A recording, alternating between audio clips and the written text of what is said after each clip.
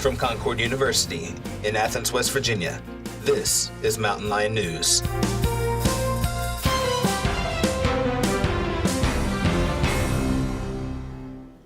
Hello, and welcome to Mountain Lion News. I'm Leah Gilpin. And I'm Blake Whitener. This past Thursday at Concord, the Florida-based self-titled beautycore band, Gold, Frankincense, and Myrrh appeared on the Campus Beautiful. So GFM, we're all sisters, but we're a band and we play, it's pretty heavy music, but we didn't really know what to classify ourselves as. Yeah. So we started calling ourselves beautycore as kind of a joke. We wear since we're all cheerleading girls. uniforms, Yeah. but we play heavy music, and Maggie screams lower than some of the guys I know that can scream. So Yeah. So now we're just like, yeah, it's pretty heavy music by girls. We're from Jacksonville, Florida. Jacksonville. Yeah. So it's a lot way colder. from home. A lot colder up here. So we've gone all over. Yeah. All over. We're international now. Yeah, actually. we went to Germany last year, so that was probably one of the best shows we've ever played. Yeah, that's crazy. But yeah. 2 nationwide tours. So pretty much everywhere. If you are interested in more information about GFM, you can find them on social media and on their website, thegfmband.com. There you can find upcoming shows and apparel. Concord University has a new mascot on its way to campus. The university's Academic Success Center created Alfred, the owl. Here is what the program specialist Sheila Womack had to say about the creation of the owl. That the students could recognize on campus as being associated with the Academic Success Center. And we thought, what better way than having a mascot? And we all just kind of liked owls, and so that's the direction that we went. The Academic Success Center hopes to use the mascot for campaigns across campus, create success tips on social media, and above all, they hope Alfred will become a happy presence on campus. When it comes to what's new at the cinema, We turn to MLN's movie critic, Cameron White.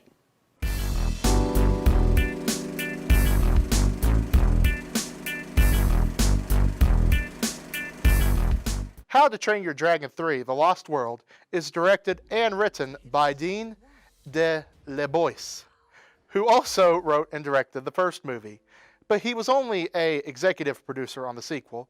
And let me say, while I did enjoy the second How to Train Your Dragon, it was missing something.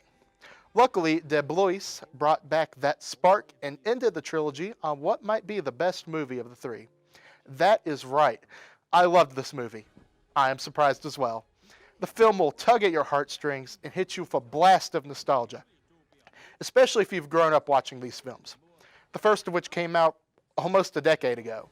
It should go without saying that the animation is beautiful, but DreamWorks stepped up their game big time for this outing, and it really paid off.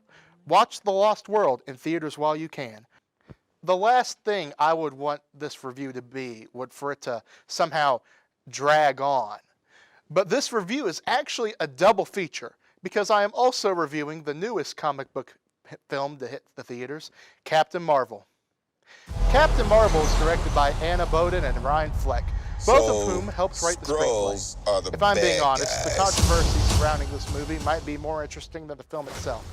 It seems that a group of people were giving the film a negative review before it even premiered. And all I have to say about that is, guys, what is wrong with you? The fact that you're fine with a raccoon and a tree being superheroes, but not a woman, says a lot about you guys, and none of it's good. With that said, the movie's good, but I would not advise watching it unless you've seen all the other Marvel movies or really love cats. Brie Larson does a decent job, but it's really Samuel L. Jackson who makes this movie. Even at 70, he still nails every role. The film is, at the very least, a good appetizer for Avengers Endgame. It's crazy to think that the first movie in the Marvel Cinematic Universe, Iron Man, came out over a decade ago in 2008. I keep having these. Well, that review was a marvelous. That's been it for now. This has been See You at the Cinema. I'll be back with another review in 2 weeks. Reporting from the MLN studio, I am Cameron White.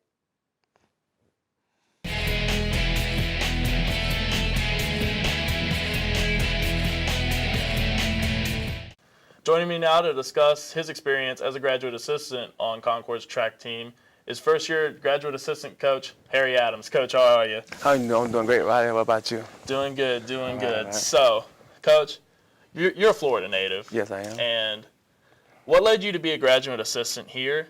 And How big of a difference has it been, the transition from living in Florida, being a student in Auburn, and now coming on as a graduate assistant here at Concord?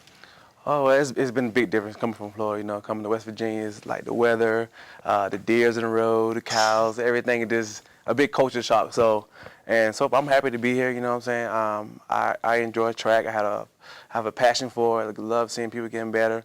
So that's what I'm here for, and I'm enjoying every bit of it right now. Yeah, you mentioned that passion for track. You had a prolific college career at Auburn University, competed against some of the best competition in the SEC. Yeah. You became the 81st person in history to break 10 seconds in the 100 meters in 2012, right? Yes, sir. And in that, tell us about some of your experiences. You've also raced for Team USA as well. Tell us about some of your track experiences and all that. Okay, well, it's fun. Yeah, it's a lot of traveling, and I've been to like 12 countries since been doing track. I've been to London where I had to race Usain Bolt, one of the fastest guys in the world. He is the fastest guy in the world. So I had a quite experience doing that. And at Auburn, you know, like you said, I did run. I broke the school record. I have a school record right now. I've been the SEC champion, and right now I'm trying to bring that knowledge, what I gained in college and my professional career, to here at Concord, try to help these guys do the same thing that I did. That's awesome to hear. So going on to that, you've taken on some great athletes that Coach Cox has recruited here to Concord, such as Kirsten Schrader, Kelshawn Grant, Corey Carvelli, and Emily Henry, just to name a few. So what's it been like working with these athletes, this year being your first coaching experience, right? Yes. As a collegiate level. Yes. So how has it been as a transition from an athlete to a coach, and what kind of things have you been trying to instill into your athletes? Mainly the mindset that I have, you know, coming in, that I knew it's going to be a different mindset because everybody have a different perspective for track. So as me getting here, I started learning the athletes, and I see how hungry they are to get better. And that drives me as a coach to make them get better. So I want to see them get better. Actually, we just got done with practice right now. So we're headed back over there, and those guys have worked their butt off. You know, they've been working really hard. Kirsten, Emily, Corey, Kelshawn, all the guys have showed some improvement this year so far. So, and that's what it's all about, is making someone better. And I'm going to continue to do that and try to get them to run the PR every week if I can. That'd be awesome to see. Yeah. So, finally rounding things out, what are you expecting for the rest of this track season? You got the Shamrock and the Coastal Carolina Invites coming up. You got big meets such as Richmond and High Point leading up into the conference meets, which will be around the 1st of May. Right. And at the beach, how are you going to try and balance being at the beach, the fun, the excitement, warmer weather than here in Athens? How are you going to balance that with the competing aspect as well? How are you going to keep the mindset and the focus and the goal intact to compete against high-end competition here in South Carolina? Right. Well, the goal is to go down there to run fast. You know, I know guys want to have fun, and we can do both. But at the end of the day, we know what we're here for, and we're here for competition, and we're here to compete, and that's what we're trying to do. Coach Adams, I'd like to thank you for coming on. It's been a thank you. Good interview. APC committee meeting Monday, April 1st, 2019, 3 p.m. to 4:30 p.m. in the stateroom. BCM, Because Christ Matters, Tuesday, April 2nd, 2019, 7 p.m. to 8:30 p.m. in the AB conference room. Transfer and remit advising Tuesday, April 9th, 2019 from 9 a.m. to 3 p.m. Vine and Branches weekly meeting Wednesday, April 17th, 2019, 8 p.m. to 10 p.m. Social Work Continuing Education Deaf Culture Thursday, April 18th, 2019, 8 a.m. to 4 p.m. in the stateroom.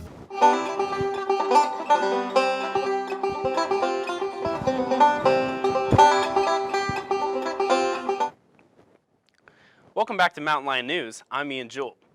This week on Mountain Munchies, we headed over to local barbecue favorite, Taste of Memphis.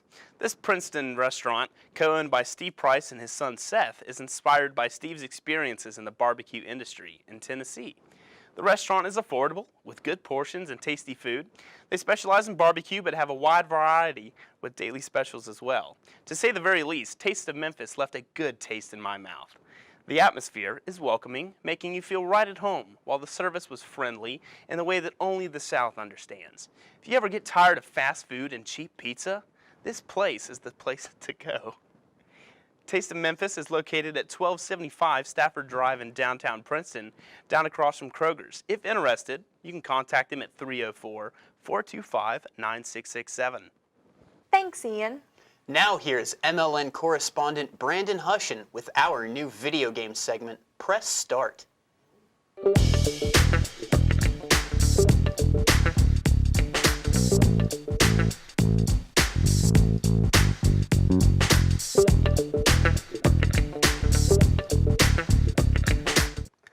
Hey, and what's up? Welcome to another edition of Press Start. My name is Brandon Hushin. Coming up within a couple minutes, I have a clip from an exclusive interview with a professional Rainbow Six esport player, Laxing. That's coming up. But first, let's check out what's hot and new in the esport gaming industry. On March 12th, ESPN announced the creation of a collegiate esport championship. Hundreds of colleges across North America will compete in a series of qualifiers for a spot in the semifinals and finals of the new LAN Championship, held May 10th through the 12th during Comic Palooza at the George R. Brown Convention Center in Houston, Texas. John Lasker, the Vice President of Digital Media Programming for ESPN, said, and I quote, "As universities continue to grow their esport programs at the varsity, non-varsity, and club levels, we are proud to be providing a platform for national exposure and recognition of some of the most talented players in the collegiate space." End quote. Titles that will be played at this new championship include Overwatch, Street Fighter V, Hearthstone, and more. According to a report from Routers, Ninja, the streamer that everyone and their mother knows about, made $1 million from Electronic Arts to promote EA's new Battle Royale game, Apex Legends, which took the world by storm back in February, racking in over 10 million unique players within the first 3 days. EA also paid the popular streamer and ex-CSGO professional, Shroud, to play and promote the new free-to-play game during the first week, but details have not been released on the terms of that deal. The Tom Clancy's Rainbow Six Invitational 2019 occurred back in February in Montreal, Canada. Teams from around the world battled it out to take home the grand prize of $650,000 US. He needs to get into the site and keep in mind, in a 4v1, they are the best team that has ever played Rainbow Six, and the first team to repeat as defending reigning world champions. The champion of that tournament is G2 Esports. And now here's a clip from an exclusive interview I had with Rainbow Six professional Laxing. As me and you were talking last night, you talked a little bit about a couple things. One of them was, yes, you can make a living off of it. And the second was, yes, it is demanding. I understand that you can make a living off of it, and most people do around the gaming community today, but years ago, that was never possible. The grind, the sweat, and the dedication that the early esport players put into their game, or whatever you want to call it, have definitely laid the foundation to what is to come in the world of esports. So what I would like to know, and I'm sure a lot of other people would as well, how demanding is this career that is esports and Pro League? Yeah, I mean, it's demanding like any, job is that involves you single-handedly, or even a team, like any professional sport, or just in general. I mean, you're practicing a lot, you're VOD reviewing, you're doing all sorts of things. You're making sure you're playing at the best of your capability that you can do, because at the end of the day, if you aren't performing, whether it's pro athlete like baseball, basketball, whatever, that person that's underneath you is going to take your spot. And that's exactly how it is in esports. The second you start underperforming, the second you start not caring, the second you just start slacking in general, and it's the second you're going to be out. And it's just super, what's the word I should say? It's very cutthroat. It is very cutthroat in esports. That's all for this edition of Press Start. My name is Brendan Hushin, and until next time, take care. That's all we have time for this week's MLN News. I'm Leah Gilpin. And I'm Blake Whitener. We'll see you in 2 weeks.